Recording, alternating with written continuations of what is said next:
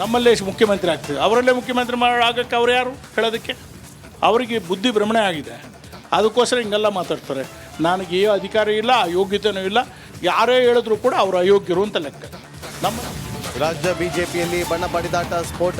ಯತ್ನಾಳ್ ಮುಖ್ಯಮಂತ್ರಿ ಪಟ್ಟದ ಹೇಳಿಕೆಗೆ ಕಟ್ಟಾಕಿಡಿ, ಇದು ಅಯೋಗ್ಯತನ ಎಂದು ಗುಟೂರು.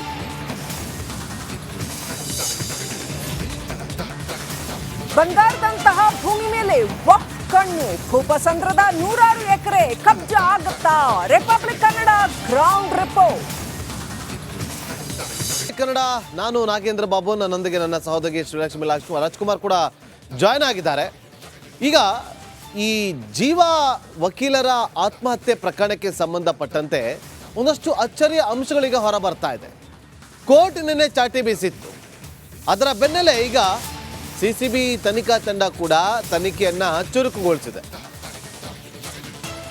ತನಿಖಾಧಿಕಾರಿ ಕಿರುಕುಳಕ್ಕೆ ಜೀವ ಅನ್ನುವ ವಕೀಲರು ಅಂದರೆ ಸೂಸೈಡ್ ಮಾಡಿಕೊಂಡಿದ್ದ ಪ್ರಕರಣಕ್ಕೆ ಸಂಬಂಧಪಟ್ಟಂತೆ ಸಿಸಿಬಿಯಿಂದ ತನಿಖೆ ಚುರುಕುಗೊಂಡಿದೆ.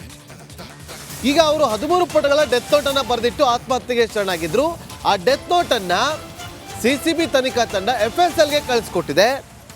FSLಗೆ ಕಳಿಸ್ಕೊಟ್ಟು ಅದು ಜೀವ ಅವರ ಹ್ಯಾಂಡ್ ರೈಟಿಂಗ್ ಅನ್ನೋದನ್ನು ದೃಢಪಡಿಸಿಕೊಳ್ಳೋದಕ್ಕೆ ಮುಂದಾಗಿದೆ.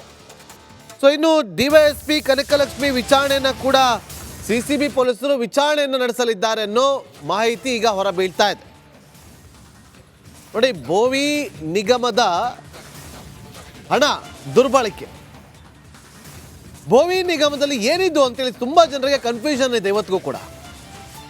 ಬೋವಿ ಜನಾಂಗದವರಿಗೆ ಬೋವಿ ನಿಗಮದಿಂದ ಹಣವನ್ನು ಅಂದರೆ ಲೋನ್ ಕೊಡಿಸ್ತೀವಿ ಅಂತ ಹೇಳಿ ಅವರಿಂದ 25,000 ಹಣವನ್ನು ಪಡೆದುಕೊಂಡು ಅವ್ರ ಹತ್ರ ಡಾಕ್ಯುಮೆಂಟ್ಗಳನ್ನು ಪಡೆದುಕೊಂಡು ಅಪ್ಲಿಕೇಶನ್ ಹಾಕ್ತಾರೆ. ಆ ಬಳಿಕ ಅವ್ರಿಗೆ ನಿಮ್ಮದು ಲೋನ್ ರಿಜೆಕ್ಟ್ ಆಗಿದೆ ಅಂತೇಳಿ 25,000 ವಾಪಸ್ ಕೊಡ್ತಾರೆ, ಆದರೆ ಡಾಕ್ಯುಮೆಂಟ್ ವಾಪಸ್ ಕೊಡಲ್ಲ. ಆ ಲೋನನ್ನು ಇವರ ಖಾತೆಗಳಿಗೆ ಹೋಗಿತ್ತು ಅನ್ನೋದು ಆರೋಪ. ಸುಮಾರು ಜನ ಕಂಪ್ಲೇಂಟನ್ನು ಕೊಟ್ಟಿದ್ರು ಬಹಳ 6 ವರ್ಷಗಳ ಹಿಂದೆ.